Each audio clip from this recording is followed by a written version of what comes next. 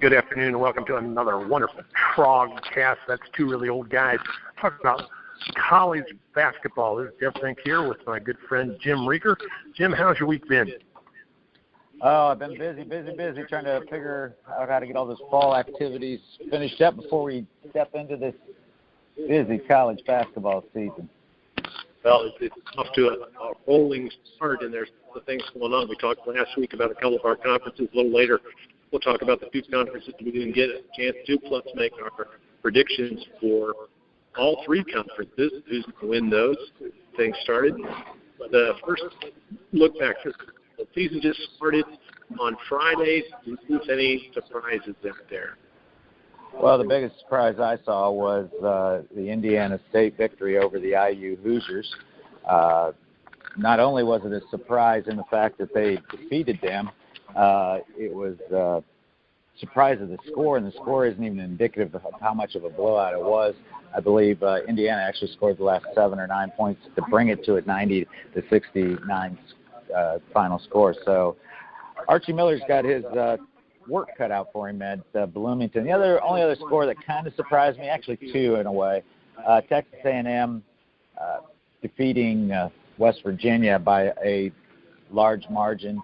But I think part of that is that game was played in Germany, and you never know how 18 to 20-year-olds are going to react to a long trip and a vacation.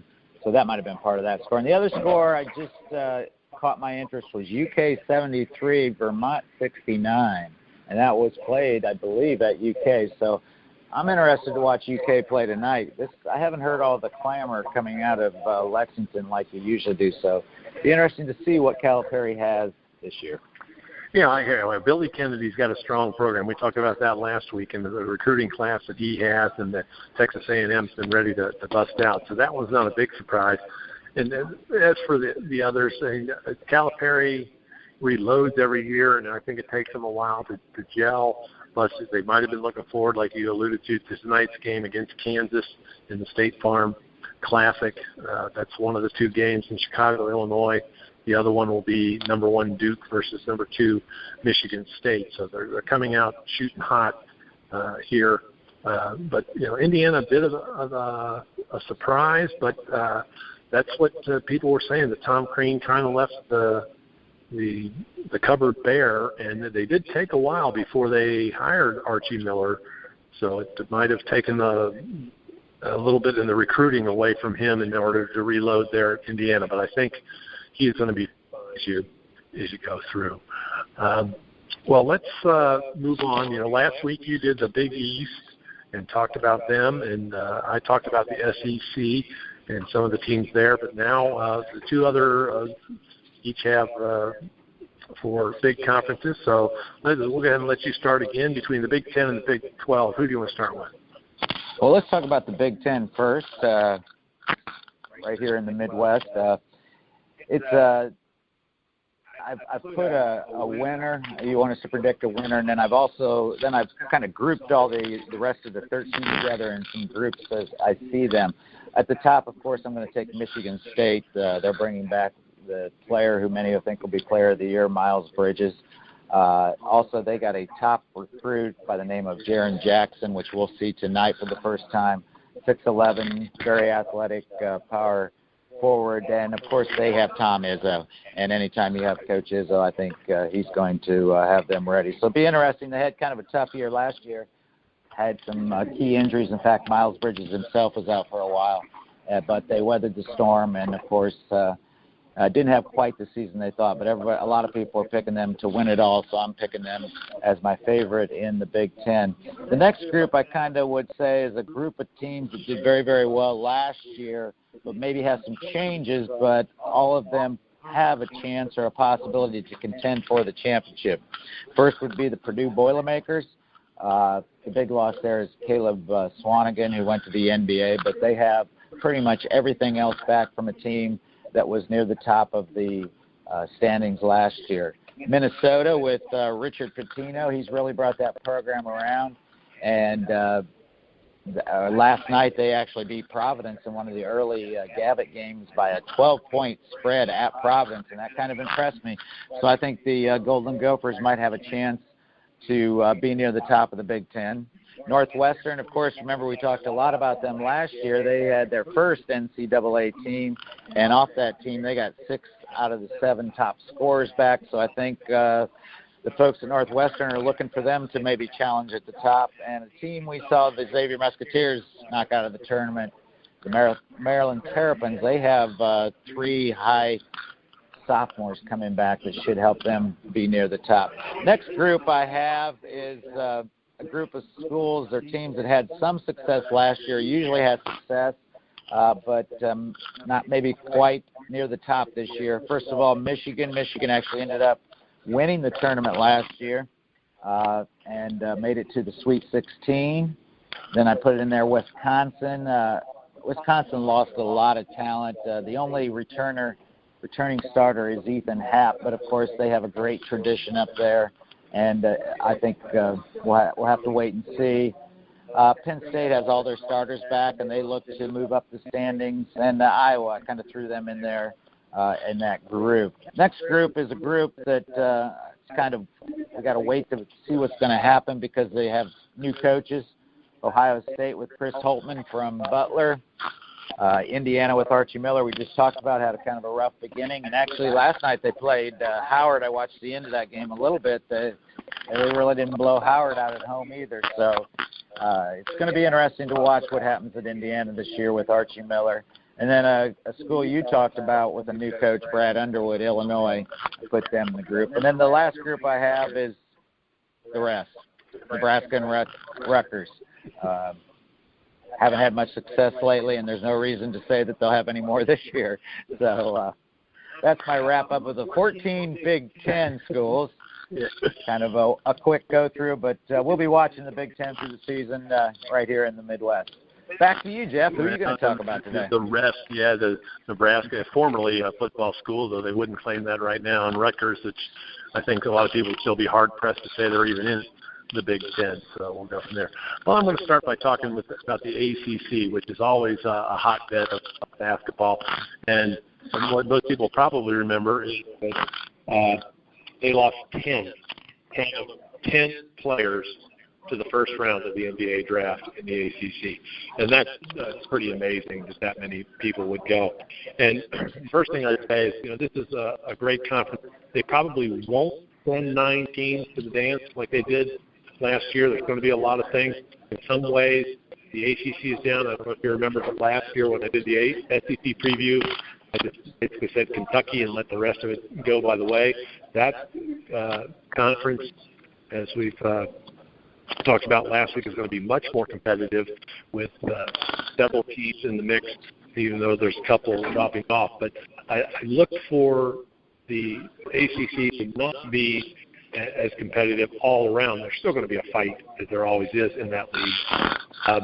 Of course, you look at some of the teams. Louisville has been hurt by this FBI scandal. They got Dave Paget stepping in for Rick Pitino, and you got to see how that goes. They got a lot of talent there, but you just don't know. They're still waiting for another shoe to fall, and how much of that's going to be a distraction to a first-year coach and what's going on there. North Carolina is always going to be tough. They lost a lot of talent. They lost a couple of those guys we were talking about that went to the NBA. And, of course, they have that champion's target on their back. Everybody likes to knock the champion from the previous year off that pedestal. But then, of course, they have Joel Berry back and Luke May back and a nice recruiting class. And more important than anything else, they still have Roy Williams there. And as long as Roy Williams there, you know that they're going to put a good product on the floor. Virginia's Tony Bennett lost a senior-laden squad and is reloading. So nice thing about that, the expectations are pretty low, but with Tony, you never know. When you run that defensive, tough squad out there, even though you lost somebody like the London Ferrantes, you got a lot going there. He's got Rutgers transfer Nigel Johnson, which is going to come in and force him a second-year player, so he's hoping they'll step up Kyle Guy, Ty Jerome, DeAndre Hunter, and Jay Huff. So I got a feeling that people are expecting the Cavaliers to be down. They might actually maintain where they were. And as always, you got to look for some noise from Mike Bray's Notre Dame Fighting Irish. They've always got a great group of kids there. with Bray's squad, you haven't quite seen the consistency that you want, especially since they moved to the ACC.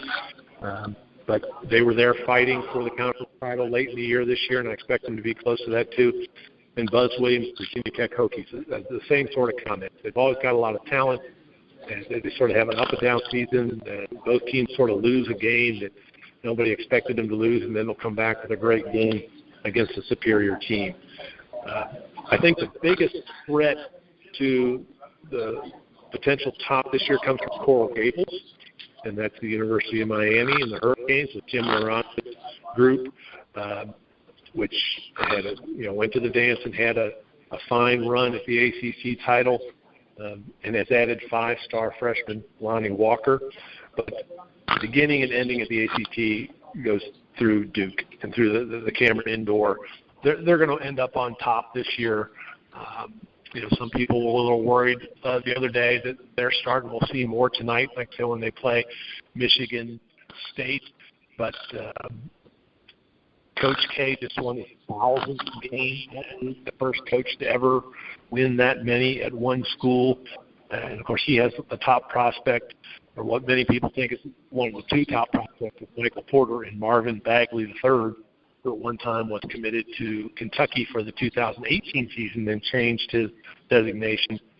And they pulled in 4 of the top 8 recruits of the ESPN Top 100 from the class of 2017. You also have Grayson Allen returning. So you've got Allen, Bagley, Trevon Duvall, Garrett Trent, and a host of others. It's going to make them the most talented team in the ACC. The only question, when we talked about this, was Coach Cal, whether or not he can get all those talents to gel, become a team. Like you say many times, these guys are used to being top dog on high school teams, and you hope they can contribute. But that's why Coach K is the guy that he is. So in the ACC, I see the Blue Devils on top. And back to you for your comments on that, or head right into the Big 12. Yeah, if you remember last year, Duke struggled there for a while. A lot of it was the Grayson Allen drama. I'm sure Coach K doesn't want to have any of that this year. And also, I just believe all those freshmen. Plus, I believe, if I recall, the Dukies had a lot of injuries throughout the year. But again, he brought them together, and they made a bit of a run at the end. We'll talk about the Big 12 now, and that's one of those conferences. It's not hard to pick the winner. Kansas will be attempting to either be the champion or co-champion for the 14th straight year. So it's pretty easy to pick them. They did lose Frank Mason to the NBA and a couple others, but they have a young man who some have said might be player of the year, and that's Devontae Graham. Him and Frank Mason, of course, were two top one of the best guard combos in the country. Frank, he lost his running mate, but a lot of people think Devontae will be in the driver's seat for them this year. I think their best challenge is going to come from 3 programs. First of all, West Virginia. We always know that Bob Huggins plays good defense. Again, they had that early loss, but I think they'll be there. And it's always tough to go to Morgantown. All those teams have to travel there for a game. And the only thing to mention, though, is Esa Ahmed, I believe the way you say his name, a key front court player for the Mountaineers, is suspended for the first half of the season. I believe that's for academic reasons, so they will be without him. But again, I still think they'll be a force to be reckoned with, and he'll be back when the Big 8, man, I'm really going back, Big 12 season begins in January. We have to also say that Baylor will probably be a factor, although they lost their big power forward, Jonathan Motley, to the NBA. But Manu Lecomte is the shooting guard who helped carry them last year. Remember, they had that great start last year where they won about 14, 15 games straight, actually made it almost to the top of the polls early in the season. So I believe they will be tough again. And a lot of people are thinking that TCU might be a team to watch. Jamie Dixon been there a couple of years. Remember the old coach from Pittsburgh, and he brings a lot back. So a lot of people are looking at them. 3 teams I kind of put in the middle just based on their reputation and their coaching. Oklahoma with Lon Kruger, Texas Tech, And then Texas, Shaka Smart still at Texas. This will be his third season, and remember what he did before at his previous school. So there's a possibility we might see some movement up the ladder by Shaka and his teams. And again, at the bottom, not only are they the rest, they're the state teams: Iowa State, Kansas State, Oklahoma State. In fact, I just saw where the Cyclones lost last night to Montana in an opening game, and so it might be a tough year for the states. And actually, I'll get to see Kansas State out in Las Vegas. They're in the bracket with the Xavier Musketeers. Not sure if they'll play. Depends on how they each do in their first games. So again, it's I'll go with the easy money. Kansas is my choice to be the Big 12 winner. Yeah, and not a bad choice there, no matter where you're going. They've and that's something we'll talk about a little bit later about the sparsity of others. That leaves us with the Pac-12, and I think we can expect strong years from those who made noise in last year's tournament, which was Arizona, USC, Oregon, and UCLA. And after that, it's just going to be an occasional upset that's going to hold form. Stanford might make some noise, but they're always sort of pawing at the door, not being able to get into the top echelon, at least not lately. They used to be there. Arizona State is going to be improved, and the Utah Utes will be strong as always.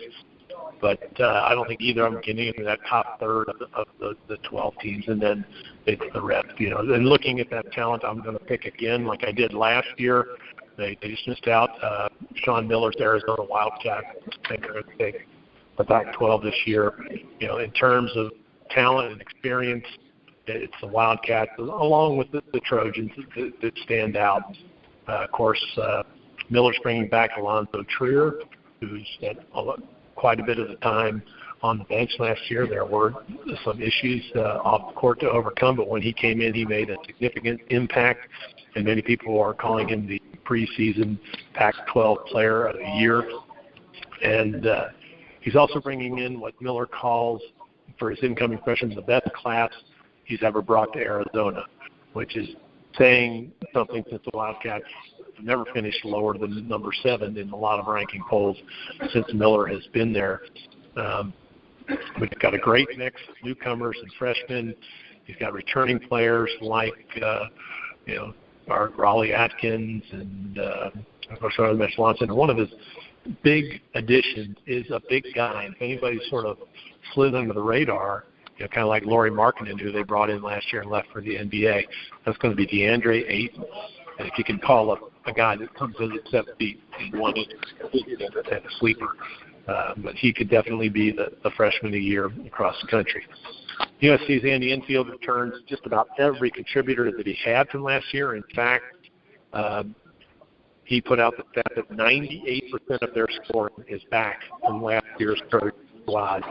And he's got a lot of people. They went to the round of 32, and they've got Benny Boatwright, Shamizi Metu, Jordan McLaughlin, Elijah Stewart, and then a transfer from Duke, Derek Thornton, who was with them for 20 games in 15 and 16, had to sit out last year because the transfer will be there. The 1 hour note from those could be the top is coaches in both programs, as we talked about last week, are sort of embroiled in that FBI probe.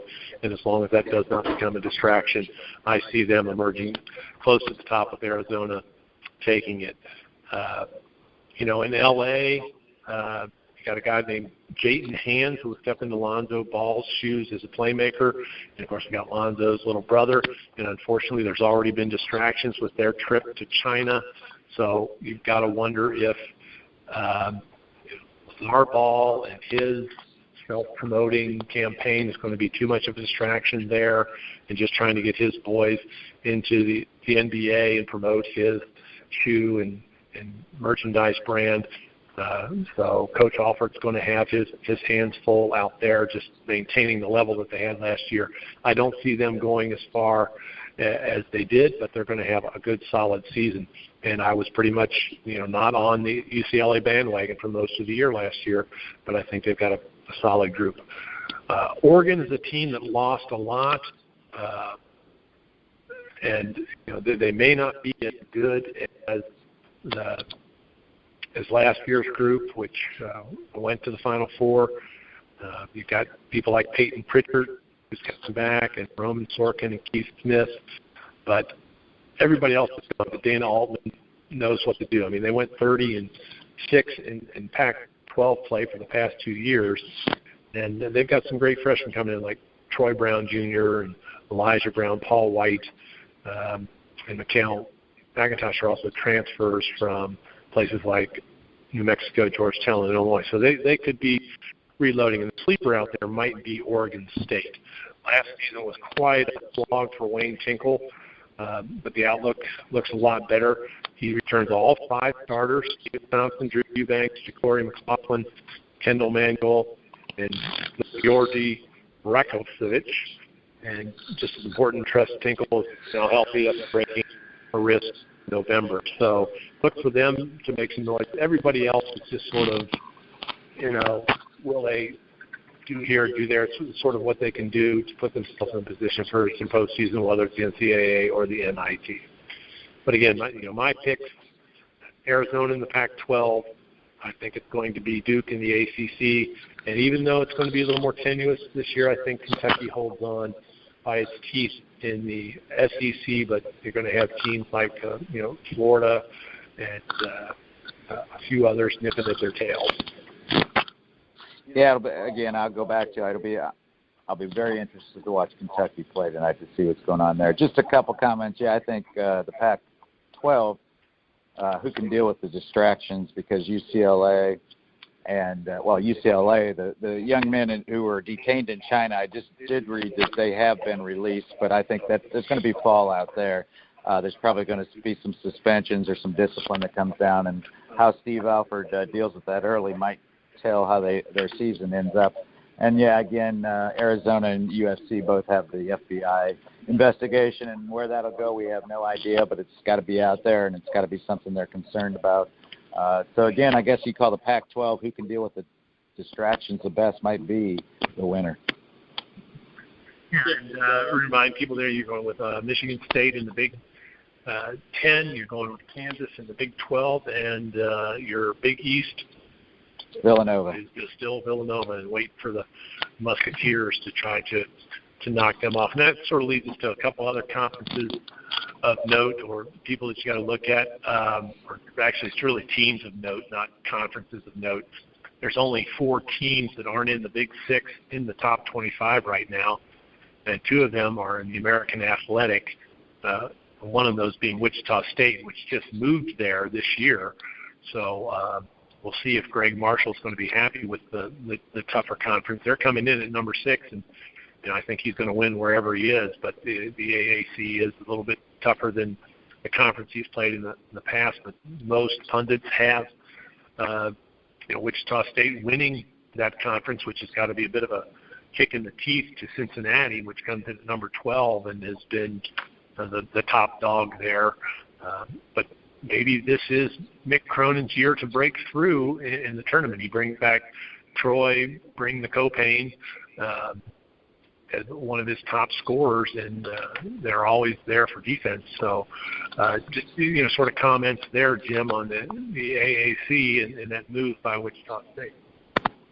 Well, I think it'll add to that conference another quality team, and the competition was great there last year, and I think it will be again. I think it'll be a good thing for them. But it will be interesting to see, sometimes these mid-majors is what you would have termed maybe Wichita State before coming into this conference. They feel like they get snubbed, but once they have to play in a conference where it's day in and day out playing against quality teams, we'll see if they have that stellar record at the end. But I see some experts picking them maybe to be a Final Four team, so it'll be interesting to see if Greg Marshall can take the Shockers that far this year. Mm-hmm. And the only other conference that's got anybody, did you want to add something there, Jim?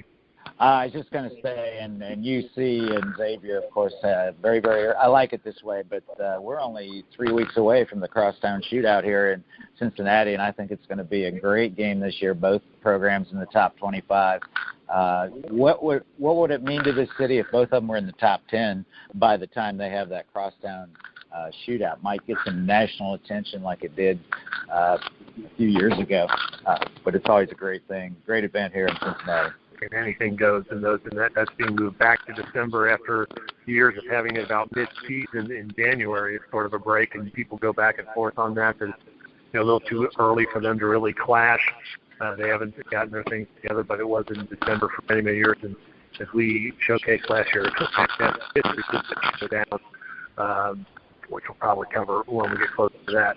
So the only other conference that has anybody in the top 25 is the West Coast Conference, and that's the usual suspects of Gonzaga and St. Mary's. And nobody's going to really challenge them out there. They've both got fantastic programs. They're going to remain there. Gonzaga, coming off their first Final Four appearance. They finally knocked through the door. They're coming in at number 17 this year. St. Mary's at number 21. Anything different that we're going to see from out that way? Well, I think Gonzaga, I didn't really look at them, but they must have lost a lot because we remember they were in the Final Four last year. And for the experts to pick them only as high as 17. But we know it's one of those programs that's going to be there. Again, they're probably those two teams are going to vie for that conference championship. And I would guess both of them will probably be back in the NCAA. But they made their run last year all the way to the final game.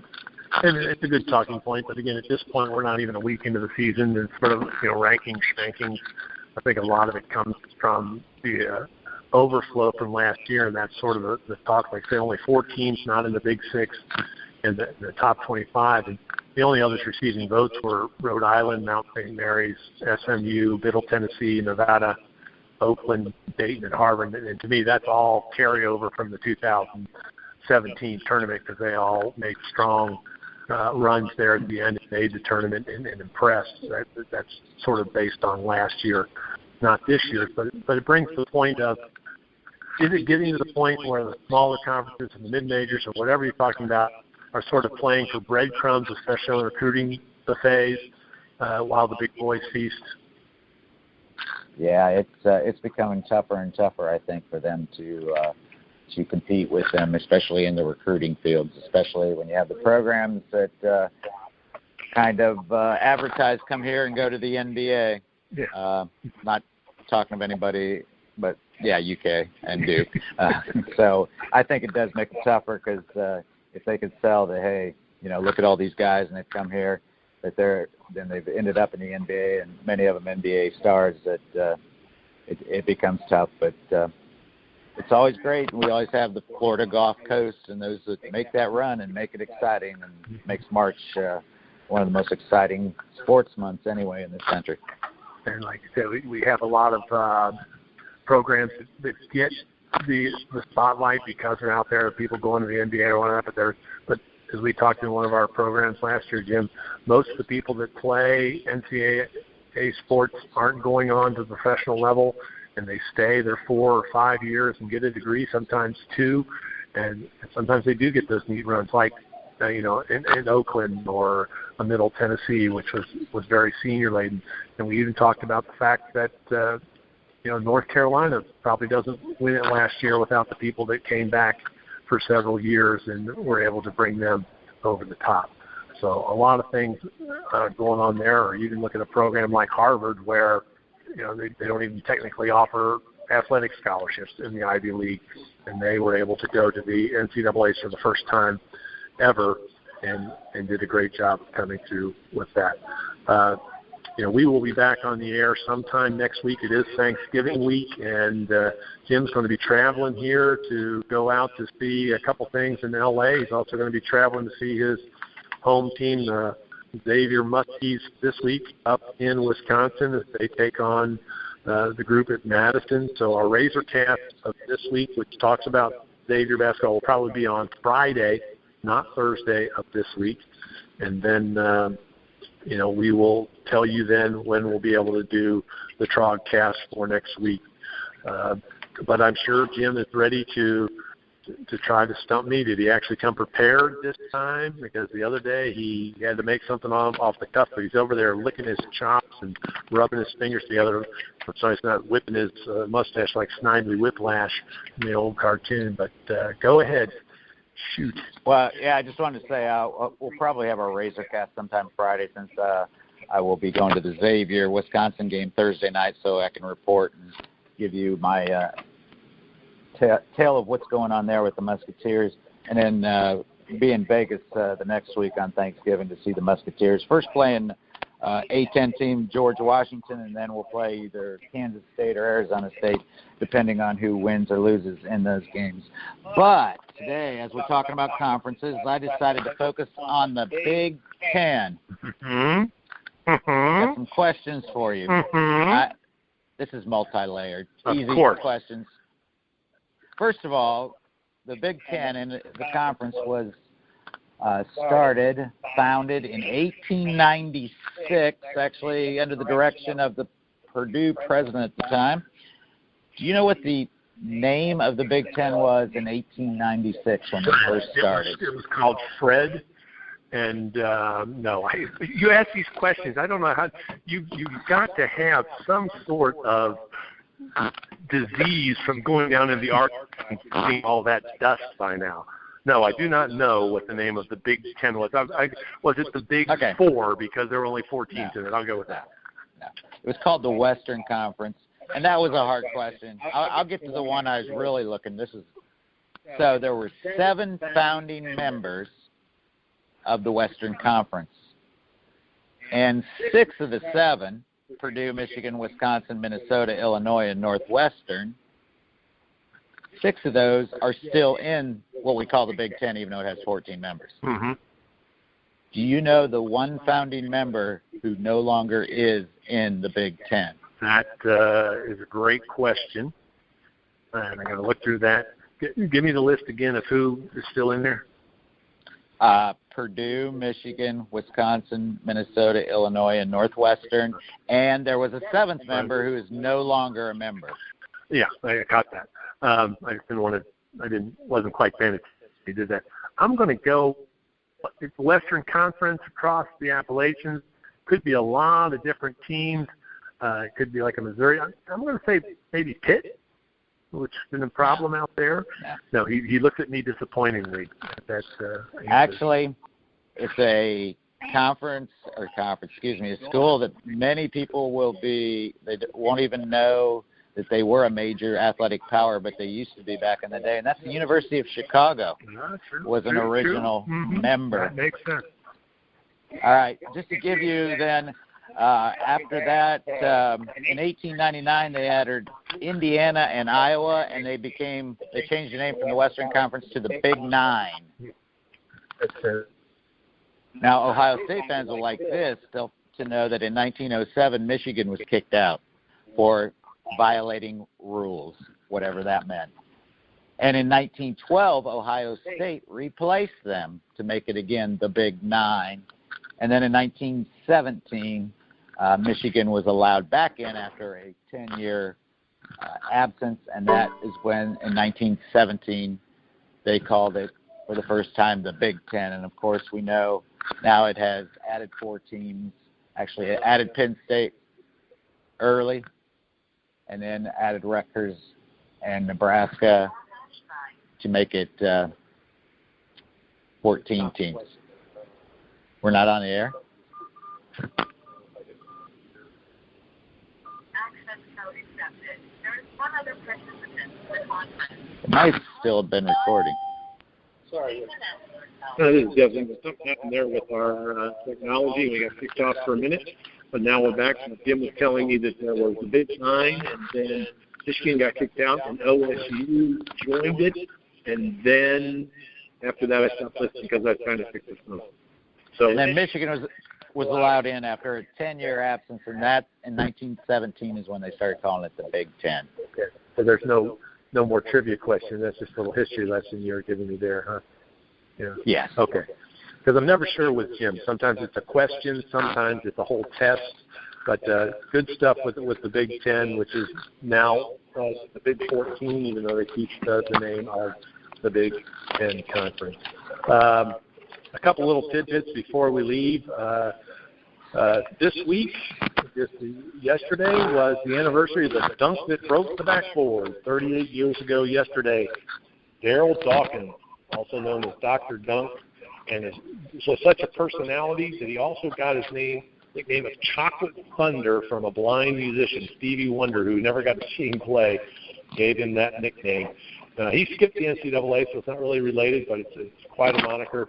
He made his mark nonetheless that night in Kansas City against the Kings by shattering a backboard on a dunk, and you can still go to YouTube and you can see it.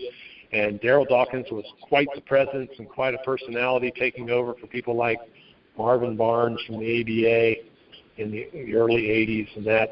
And unfortunately, he still does hold a dubious NBA record. He has the record for the most fouls in a season with 386 in the 1983 and 84 season. And unfortunately, our final tidbit is a bit of sad news. We have to say goodbye to former NCAA coach Jeff Capel Jr., who passed away yesterday from the effects of amyotrophic lateral sclerosis, or ALS, better known as Lou Gehrig's disease. Capel spent 7 seasons at Old Dominion. He took them to the NC tourney twice and also spent a year at North Carolina A&T and Fort Fayetteville State, and then went on to be an assistant in the NBA for 10 years with the Charlotte Bobcats and Philadelphia 76ers. He finished his collegiate record with a 201-win, 163 slate. That included 3 total trips to the NCAA tournament and 3 conference championships, and he's probably even more known for his own personal coaching tree. He's the father of former Duke player and now associate coach Jeff Capel III, who was the head coach at Virginia Commonwealth in Oklahoma for a while, and his other son, Jason Capel, played at North Carolina and was the head coach for a few years at Appalachian State. So our thoughts go out to the Capel family as they mourn one of the good guys from the NCAA. And like I said, our next podcast will be the Razorcast this Friday sometime.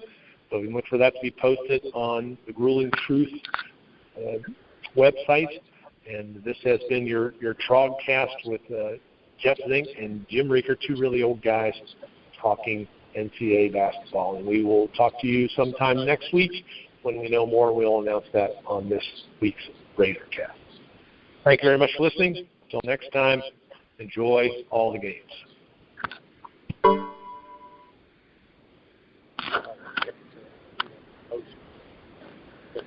Huh? They kept recording even though you were off?